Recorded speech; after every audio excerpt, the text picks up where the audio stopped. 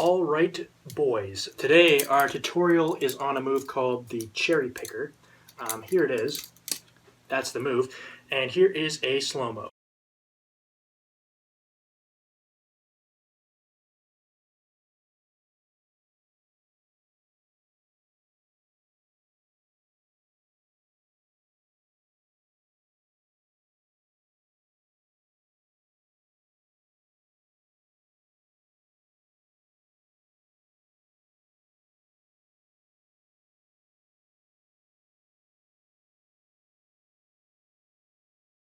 Alright, so this move is 3 rollovers, vaguely similar to the behind the 8 ball or the Helix, so those are going to be in the description. The one trick you need to know is the Zen rollovers, that's going to be in the description too. Anyways, let's get right into it. This trick can be done with either the bite handle or the safe handle. I'm going to do it with the bite handle because it's a little bit safer near to the end, but you'll see how that goes. Anyways, so you're going to grab the bite handle to start off with the safe handle swinging freely, and what you're going to do is you're going to start off by flinging the safe handle over the back of your hand. And then what you're going to do is you are going to let the knife turn, right? So you fling the knife over the back of your hand, you let it turn, you're going to remove your top 2 fingers, and you're going to fling the bite handle over your last finger, the blade, the sharp side, and so you have to kind of dangle out of the way, right? So I have the knife pointed downwards so it doesn't cut me. So I go, anyways, so the point is what happens, right? Fling out the safe handle, fling out the safe handle again, and remove your 2 fingers.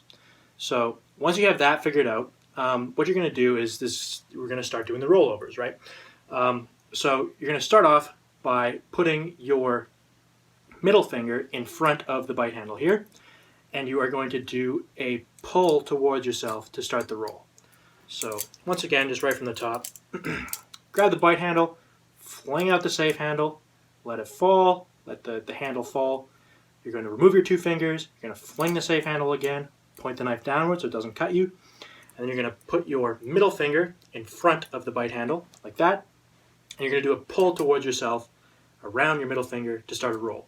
Now, when this pull happens, you want to do, not only do you want to pull towards yourself, but you want to start low, so you see how my arm is low, and you pull towards yourself high, right? So you start low, and you're going to pull high. So what that'll do, you'll see what happens with that later. But anyways, so you do the double rollout, you remove the 2 fingers, you insert your middle finger, you're going to pull towards yourself, and the knife is going to roll around your middle finger, only about a half rotation, right? So it starts here, in this position, and it's going to do about a half rotation of the blade pointing towards yourself, and you're going to catch with your index finger.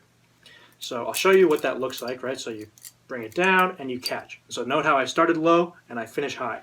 The catch, so when you catch with your index finger, in this position here, like this, one thing to note is the exact position in which I catch. So note how my middle finger is curled and my index finger is straight, right? So when I do this roll and I do this pull, I curl my middle finger up and I catch with my index finger straight like that.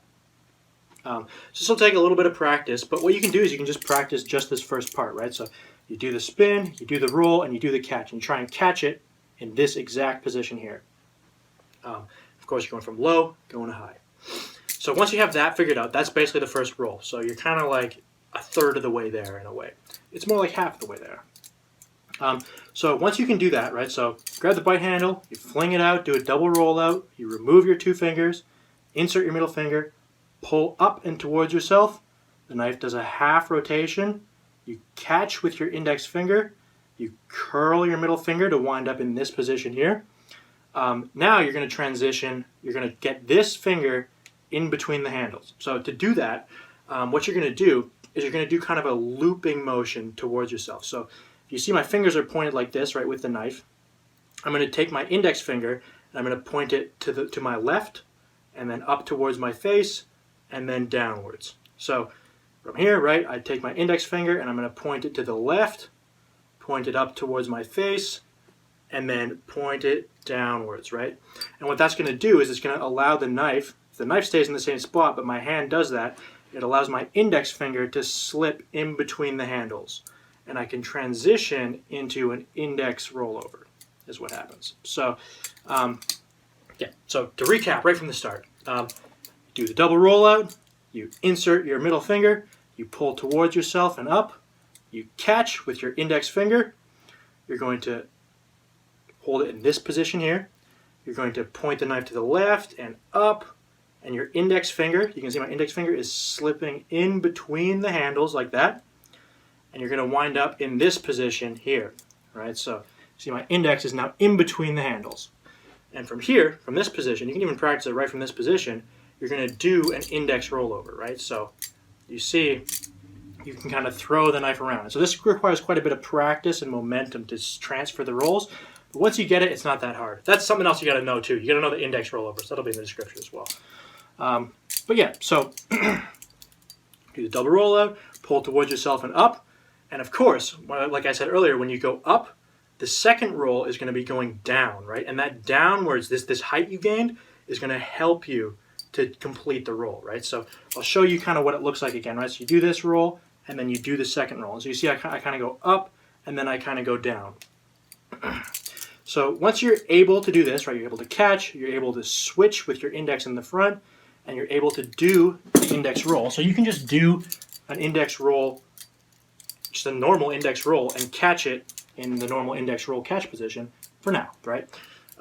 Yeah, so you can practice the first rollover, you can practice the second rollover on its own, you can put them together, and then there's only for the last rollover. So straight from the top, fresh again, bite handle, double rollout, middle finger in front, you're going to pull towards yourself from low to high, the knife's you're going to catch with your index finger, you're going to curl your finger in, you're going to point to the left, and then up, so your index sneaks in, you're going to allow the knife to spin, you're going to move your hand downwards to generate momentum, and you can catch the safe handle here.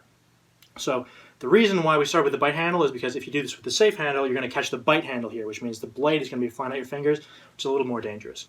Anyways, so once you figured all those first steps out and you're ready to catch, instead of catching like you would for a normal index rollover, what you're going to do is you're going to do a twist. So the knife is going to fly towards your fingers, and right when it gets right about here, you're going to do a, what is that? That's counterclockwise twist, right? So the knife is going to go from here to here.